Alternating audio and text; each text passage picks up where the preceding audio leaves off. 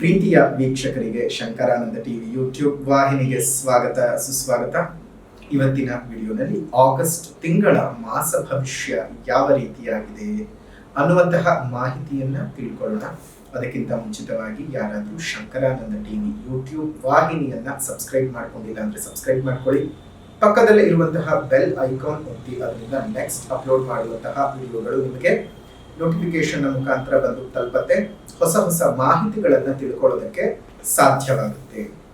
ನೋಡಿ, ಈಗ ಆಗಸ್ಟ್ ಅಂತ ಬರ್ತಾ ಇದ್ದ ಹಾಗೆಯೇ ಒಂದು ಒಳ್ಳೆಯ ಮಾಸ ಪ್ರಾರಂಭ ಆಗಸ್ಟ್ ನಲ್ಲಿ. ಅದರಲ್ಲೂ 5ನೇ ತಾರೀಕಿನಿಂದ ಶ್ರಾವಣ ಮಾಸ, ಶುಭ ಶ್ರಾವಣ ಮಾಸ ಪ್ರಾರಂಭ.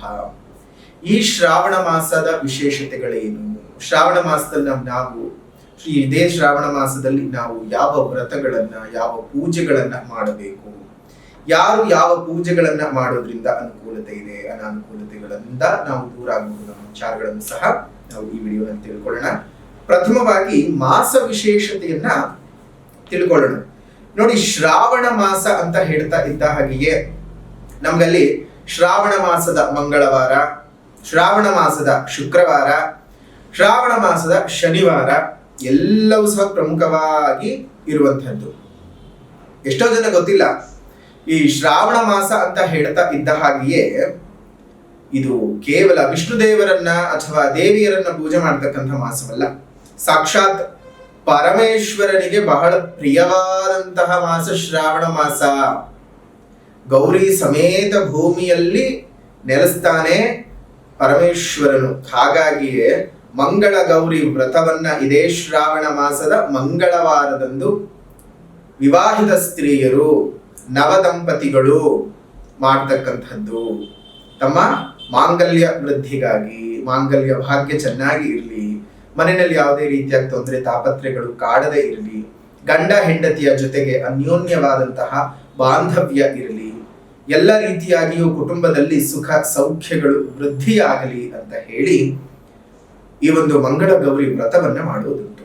ಯಾರಾದ್ರೂ ಮಂಗಳ ಗೌರಿ ವ್ರತವನ್ನ ಮಾಡ್ತೀರಾ ಅಂತಂದ್ರೆ ಈ 4 ಮಂಗಳವಾರಗಳು ಅತ್ಯಂತ ಶ್ರೇಷ್ಠವಾದದ್ದು.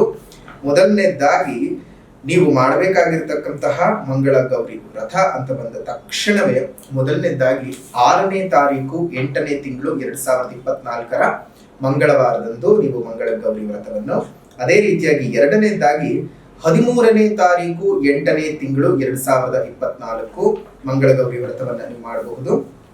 ಅದೇ ರೀತಿಯಾಗಿ ಮುಂದೆ 3ನೇದಾಗಿ ಅಂತ ಬಂದ ಸಂದರ್ಭದಲ್ಲಿ 20ನೇ ತಾರೀಕು 8ನೇ ತಿಂಗಳು 2024, ಇನ್ನು ಕೊನೆಯದಾಗಿ ನೀವು ಮಾಡಬಹುದಾಗಿರತಕ್ಕಂಥದ್ದು ಅಂತ ಬಂದ ಸಂದರ್ಭಕ್ಕೆ 27ನೇ ತಾರೀಕು 8ನೇ ತಿಂಗಳು 2024 ಈ ಮಂಗಳ ಗೌರಿ ವ್ರತ.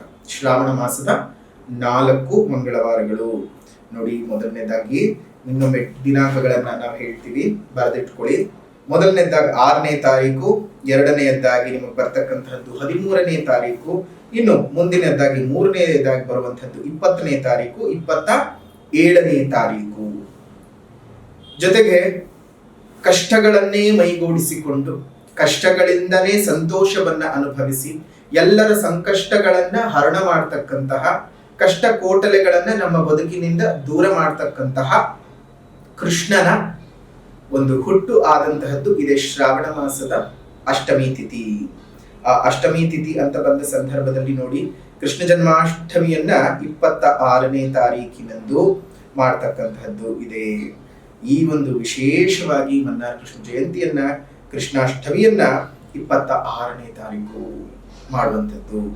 ಇನ್ನು ಶ್ರಾವಣ ಮಾಸ ಅಂತ ಹೇಳ್ತಾ ಇದ್ದ ಶ್ರಾವಣ ಮಾಸದ ಮಂಗಳವಾರಗಳು ಮಂಗಳಗೌರಿ ಪೂಜೆ ಅಂತ ಹೇಗೆ ಮಾಡ್ತೀವೋ ಅದೇ ರೀತಿಯಾಗಿ ಮನೆಯಲ್ಲಿ ಅಷ್ಟಲಕ್ಷ್ಮಿಯರು ನೆಲೆಸಿರಬೇಕು, ಆರ್ಥಿಕವಾಗಿ ಸಫಲರಾಗಬೇಕು, ಲಕ್ಷ್ಮಿಯ ಮಹಾ ಸಾನ್ನಿಧ್ಯ ನಮ್ಮ ಮನೆಯಲ್ಲಿ ಯಾವಾಗ್ಲೂ ಇರಬೇಕು, ಲಕ್ಷ್ಮೀ ದೇವಿಗೆ ಯಾವುದೇ ರೀತಿಯಾಗಿ ಒಂದಿಷ್ಟು ತೊಂದರೆ ತಾಪತ್ರೆಗಳು ಆಗದ ಹಾಗೆ ನಮ್ಮ ಮನೆಯಲ್ಲಿ ಇಟ್ಟುಕೊಂಡು ಆ ಒಂದು ಸುಖವನ್ನ ನಾವು ಅನುಭವಿಸಬೇಕು. ಮನೆಯಲ್ಲಿ ಯಾವುದೇ ರೀತಿಯಾಗೂ ಆರ್ಥಿಕ ತೊಂದರೆಗಳು, ಆರ್ಥಿಕ ಬಾಧೆಗಳು ಬರಬಾರದು ಅಂತ ಹೇಳಿ ಇದೇ ಶ್ರಾವಣ ಮಾಸದ ಎಲ್ಲಾ ಶುಕ್ರವಾರಗಳಂದು ಮಹಾಲಕ್ಷ್ಮಿ ಪೂಜೆಯನ್ನ ಮಾಡ್ತಾರೆ. ಆಷಾಢ ಮಾಸದಲ್ಲಿ ಹೇಗೆ ಮಾಡ್ತಾರೋ ಶ್ರಾವಣ ಮಾಸದಲ್ಲಿ ಸಹ ಅದೇ ರೀತಿಯಾಗಿ ಮಾಡ್ತಾರೆ. ಇನ್ನು ಈ ಒಂದು ಮಾಸದಲ್ಲಿ ನಮಗೆ ಬರ್ತಕ್ಕಂಥದ್ದು ವರಮಹಾಲಕ್ಷ್ಮಿ ವ್ರತ. ಹುಣ್ಣಿಮೆಗೂ ಮುಂಚೆ ಬರ್ತಕ್ಕಂತಹ ಶುಕ್ರವಾರದಂದು ವರಮಹಾಲಕ್ಷ್ಮಿ ವ್ರತ 16ನೇ ತಾರೀಕು. ಈ 16ನೇ ತಾರೀಕು ಬರ್ತಕ್ಕಂತಹ ಈ ಒಂದು ವರಮಹಾಲಕ್ಷ್ಮಿ ವ್ರತವನ್ನು ಸಹ ತಾವೆಲ್ಲರೂ ಆಚರಣೆ ಮಾಡಬಹುದು. ಆಚರಣೆಯನ್ನ ಮಾಡಿ ಮಹಾಲಕ್ಷ್ಮಿ ಅಮ್ಮನವರ ಕೃಪೆಗೆ ಪಾತ್ರರಾಗಬಹುದು. ಆದ್ರೆ ಎಲ್ಲರೂ ಈ ಒಂದು ತಪ್ಪೇನ್ ಮಾಡ್ಕೊಳ್ತಿದ್ದೀರಿ ಅಂದ್ರೆ, ನೀವು ವರಮಹಾಲಕ್ಷ್ಮಿ ಹಬ್ಬ ಅಂತ ಹೇಳಿ ಆಚರಣೆ ಮಾಡ್ತಾ ಇದ್ದೀರಾ. ಆದ್ರೆ ಅದು ಹಬ್ಬವಲ್ಲ, ವ್ರತಾಚರಣೆಯ ನಿಯಮಗಳೇ ಬೇರೆ ಇದ್ದಾವೆ. ಆ ನಿಯಮವನ್ನ ನೀವೆಲ್ಲರೂ ಸಹ ಫಾಲೋ ಮಾಡಬೇಕು. ಲಕ್ಷ್ಮೀ ಪೂಜೆ ಯಾವಾಗ್ಲೂ ಸಂಧ್ಯಾ ಕಾಲದಲ್ಲೇ ಆಗಬೇಕು. ಈಗ ಏನ್ ಮಾಡ್ತಾರೆ, ಬೆಳಗ್ಗಿನ ಜಾವ ಮಾಡೋದು, ಮಧ್ಯಾಹ್ನ ಮಾಡೋದು, ಇಷ್ಟ ಬಂದ ಸಮಯಕ್ಕೆ ಮಾಡೋದು, ಹೀಗೆ ಒಂದಲ್ಲ ಎರಡಲ್ಲ ಅವ್ರಿಗೆ ಇಷ್ಟ ಬಂದ ಹಾಗೆ ಮಾಡ್ಕೊಳ್ತಿದ್ದಾರೆ.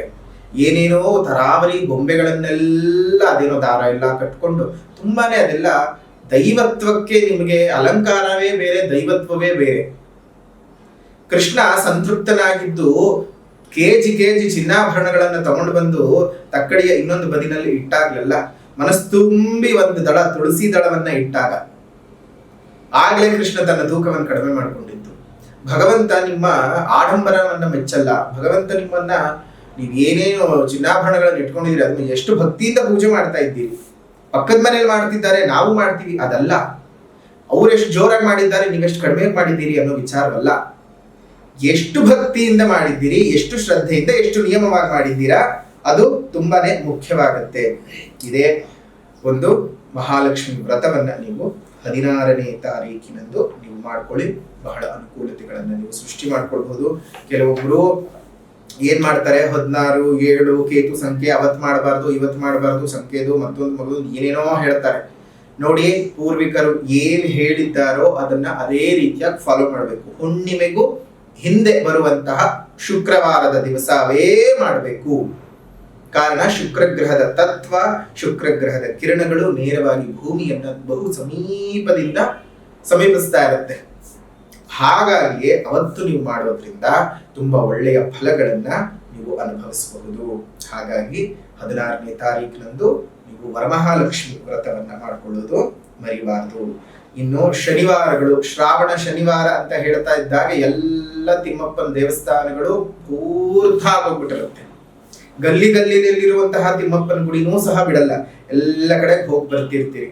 ನೋಡಿ, ಇಷ್ಟು ಮಾತ್ರ ಅಲ್ಲ, ಕೇವಲ ವಿಷ್ಣು ದೇವರನ್ನ ಪೂಜೆ ಮಾಡೋದು ಮಾತ್ರ ಅಲ್ಲ, ಇದೇ ಮಾಸದಲ್ಲಿ ನೀವು ಮಾಡಬೇಕಾಗಿರ್ತಕ್ಕಂತಹದ್ದು ಈಶ್ವರನ ಪೂಜೆಯೂ ಹೌದು.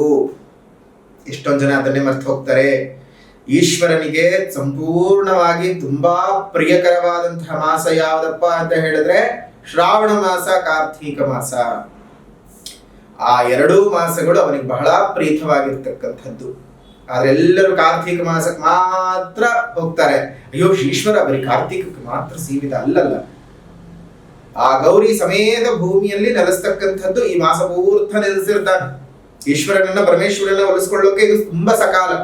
ಲಕ್ಷ್ಮೀ ದೇವಿಯನ್ನು ಸಹ ನೀವು ಒಲಿಸ್ಕೊಳ್ಬಹುದು, ಗೌರಿಯನ್ನು ಒಲಿಸ್ಕೊಳ್ಬಹುದು. ಎಷ್ಟು ಶುಭಕರವಾಗಿರ್ತಕ್ಕಂಥ ಮಾಸ ಅಲ್ವಾ? ಅದೇ ರೀತಿಯಾಗಿ ಶ್ರಾವಣ ಮಾಸ ನಮಗೆ ಶುರುವಾಗ್ತಕ್ಕಂತಹದ್ದೇ ಈ ಒಂದು ಜ್ಯೋತಿರ್ಭೀಮೇಶ್ವರ ವ್ರತದಿಂದ. ನೋಡಿ, ಅಲ್ಲಿಂದ ಪೂಜೆ ಪುನಸ್ಕಾರಗಳು ತುಂಬಾ ಪ್ರಾರಂಭ, ವ್ರತಾದಿಗಳು ಪ್ರಾರಂಭ.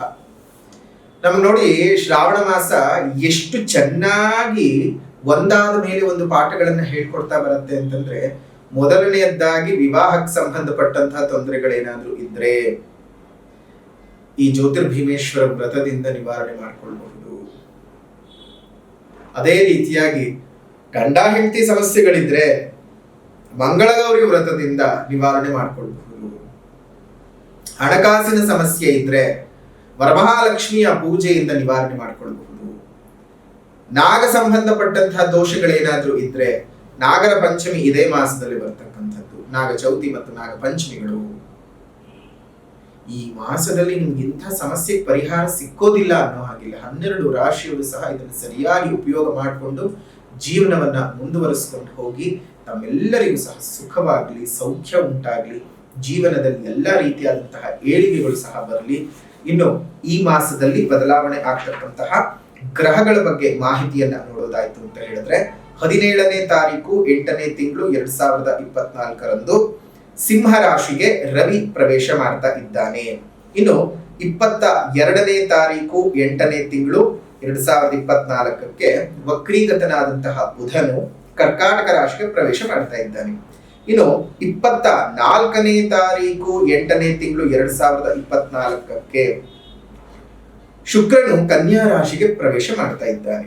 ಇನ್ನು 26ನೇ ತಾರೀಕು 8ನೇ ತಿಂಗಳು 2024 ಮಿಥುನ ರಾಶಿಗೆ ಕುಜ ಪ್ರವೇಶ ಮಾಡ್ತಾ ಇದ್ದಾನೆ. ಇದಿಷ್ಟು ಈ ತಿಂಗಳ ಗ್ರಹಗಳ ಬದಲಾವಣೆಗಳು.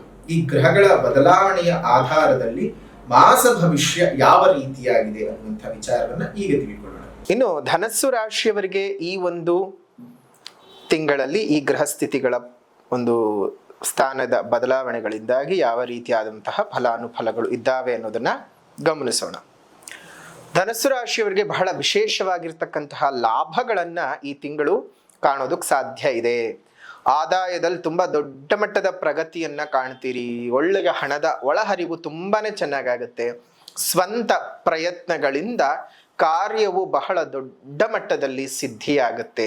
ಮನಸ್ಸಿಗೆ ಬಹಳ ಖುಷಿ ಮತ್ತು ಸಂತಸದಾಯಕವಾಗಿರ್ತಕ್ಕಂತಹ ಅಂಶಗಳನ್ನ ನೋಡೋದಕ್ಕೆ ಸಾಧ್ಯ ಆಗುವಂತಹ ತಿಂಗಳು ಇದಾಗಿರುತ್ತೆ. ಆಗಸ್ಟ್ನಲ್ಲಿ ವ್ಯಾಪಾರ ವ್ಯವಹಾರಗಳಲ್ಲಿ ದೊಡ್ಡ ಮಟ್ಟದ ಲಾಭ ಪಡ್ಕೊಳ್ತೀರಿ. ಅದರಲ್ಲೂ ಈ ಕಿರಾಣಿ ಅಂಗಡಿಯನ್ನು ನಡೆಸುವಂಥವ್ರಿಗೆ, ಸೂಪರ್ ಮಾರ್ಕೆಟ್ಗಳನ್ನು ನಡೆಸುವಂಥವ್ರಿಗೆ, ಕೃಷಿಕರಿಗೆ, ರೈತಾಪಿ ವರ್ಗದವರಿಗೆ, ರೇಷ್ಮೆ ಬೆಳೆಗಾರರಿಗೆ, ತರಕಾರಿಯ ಬೆಳೆಗಾರರಿಗೆ, ಕಬ್ಬು ಬೆಳೆಗಾರರಿಗೆ ಮತ್ತು ದವಸ ಧಾನ್ಯಗಳ ಬೆಳೆಗಾರರಿಗೆ ಬಹಳ ದೊಡ್ಡ ಮಟ್ಟದ ಲಾಭಗಳನ್ನ ಈ ಒಂದು ತಿಂಗಳಲ್ಲಿ ನೋಡೋದಕ್ಕೆ ಸಾಧ್ಯ ಇದೆ. ಸರ್ಕಾರಿ ಉದ್ಯೋಗಿಗಳಿಗೆ ಕೀರ್ತಿ, ಪದವಿ, ಪ್ರತಿಷ್ಠೆಗಳು ಸಿಗ್ತಕ್ಕಂತಹದ್ದು ಈ ಒಂದು ತಿಂಗಳಿನಲ್ಲಿ ಇದೆ. ಸನ್ಮಾನಗಳು ಪ್ರಾಪ್ತಿಯಾಗ್ತದೆ ಕಲಾವಿದರುಗಳಿಗೆ, ಈ ಕವಯತ್ರಿಗಳಿಗೆ, ಲೇಖಕಿಯರಿಗೆ ಒಳ್ಳೆಯ ಹೆಸರು ಬರುತ್ತೆ. ಅದರಲ್ಲೂ ಈ ಲೇಖಕಿಯರಿಗಂತೂ, ಕವಯತ್ರಿಗಳಿಗಂತೂ ನಿಮ್ಮ ಕವನ ಸಂಕಲನಗಳಾಗಿರಬಹುದು ಅಥವಾ ನಿಮ್ಮ ಬರಹ ಸಂಗ್ರಹಗಳಾಗಿರಬಹುದು ಸಾಮಾಜಿಕ ವರ್ಗದಲ್ಲಿ ಒಂದು ದೊಡ್ಡ ಮಟ್ಟದ ಮೈಲುಗಲ್ಲನ್ನು ಸಾಧಿಸುವಂತಹ ತಿಂಗಳು ಆಗಿದೆ. ವಿದ್ಯಾರ್ಥಿಗಳಿಗಂತೂ ತುಂಬಾ ಚೆನ್ನಾಗಿರೋ ಪ್ರಭಾವ ಇದೆ. ಒಳ್ಳೆ ಬೆಳವಣಿಗೆಯನ್ನ ವಿದ್ಯಾರ್ಥಿಗಳು ನೋಡ್ತೀರಿ. ವಿದ್ಯಾಭ್ಯಾಸದಲ್ಲಿ ದೊಡ್ಡ ಮಟ್ಟದ ಪ್ರಗತಿ ನೋಡೋದಕ್ಕೆ ಸಾಧ್ಯತೆ ಇದೆ. ಬೇರೆ ದೇಶಕ್ಕೆ ಹೋಗಿ ಓದಬೇಕು ಅಂತ ಅಂದ್ಕೊಂಡಿರುವಂತಹ ವಿದ್ಯಾರ್ಥಿಗಳಿಗೂ ಸಹ ಒಳ್ಳೆಯ ಬೆಳವಣಿಗೆಯನ್ನ ನೋಡೋದಕ್ಕೆ ನಿಮಗೆ ಸಾಧ್ಯ ಇದೆ. ಆಭರಣಗಳನ್ನ ಕೊಂಡುಕೊಳ್ತಕ್ಕಂತಹ ಯೋಗ ಈ ತಿಂಗಳಲ್ಲಿ ಧನಸ್ಸು ರಾಶಿಯವರಿಗಿರುವಂಥದ್ದು. ಗೃಹ ನಿರ್ಮಾಣಕ್ಕೆ ಸಂಬಂಧಿಸಿದಂತಹ ವಿಚಾರಗಳಿಗೆ ಕೈ ಹಾಕುವ ಸಾಧ್ಯತೆಗಳಿದ್ದಾವೆ ಮತ್ತು ಕೈ ಹಾಕಿದ್ರೆ ಅದಕ್ಕೂ ಸಹ ಉತ್ತಮವಾದಂತಹ ಲಾಭಗಳು ಅಂತಾನೆ ಹೇಳಬಹುದು.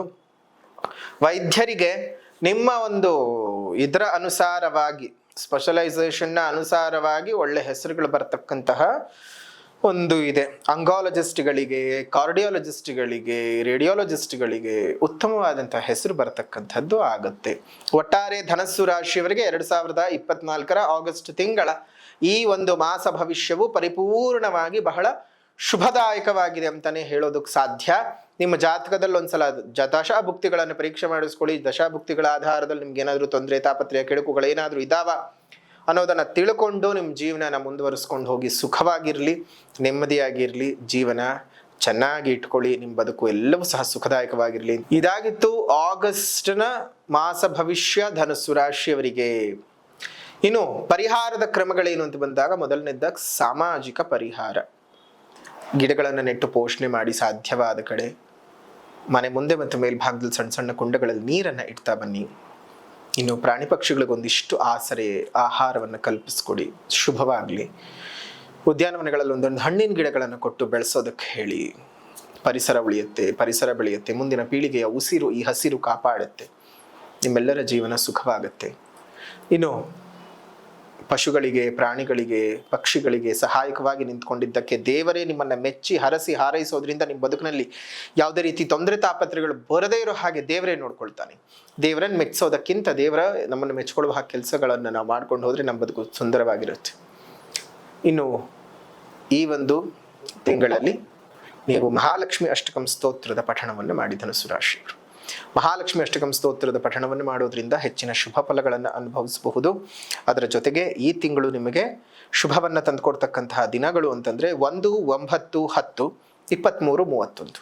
1, 9, 10, 23, 31 ಈ ದಿನಗಳು ನಿಮಗೆ ಬಹಳ ಸಂತಸವನ್ನು ತಂದುಕೊಡುತ್ತೆ. ನಿಮ್ಮೆಲ್ಲರಿಗೂ ಸಹ ಶುಭವಾಗಲಿ, ಮಂಗಳವಾಗಲಿ. ಇನ್ನು ಈ ಒಂದು ಆಗಸ್ಟ್ ತಿಂಗಳ ಮಾಸ ಭವಿಷ್ಯ ಧನಸ್ಸು ರಾಶಿಯವರಿಗೆ ಹೇಗಿತ್ತು ಅನ್ನುವಂಥ ವಿಡಿಯೋವನ್ನು ಇಲ್ಲಿಗೆ ಮುಕ್ತಾಯ ಮಾಡೋಣ. ವಿಡಿಯೋ ಇಷ್ಟ ಆಗಿದ್ರೆ ಲೈಕ್ ಮಾಡಿ, ಶೇರ್ ಮಾಡಿ, ಕಮೆಂಟ್ ಮಾಡಿ. ಮುಂದಿನ ವಿಡಿಯೋನಲ್ಲಿ ಭೇಟಿ ಮಾಡ್ತೇನೆ. ಅಲ್ಲಿವರೆಗೂ ನಮಸ್ಕಾರ. ಲೋಕ ಸಮಸ್ತ ಸುಖಿನೋ ಭವಂತು, ಸಕಲ ಸನ್ಮಂಗಳಾನಿ ಭವಂತು, ಸರ್ವೇ ಜನಾಃ ಸುಖಿನೋ ಭವಂತು, ಸಮಸ್ತ ಸನ್ಮಂಗಳಾನಿ ಭವಂತು.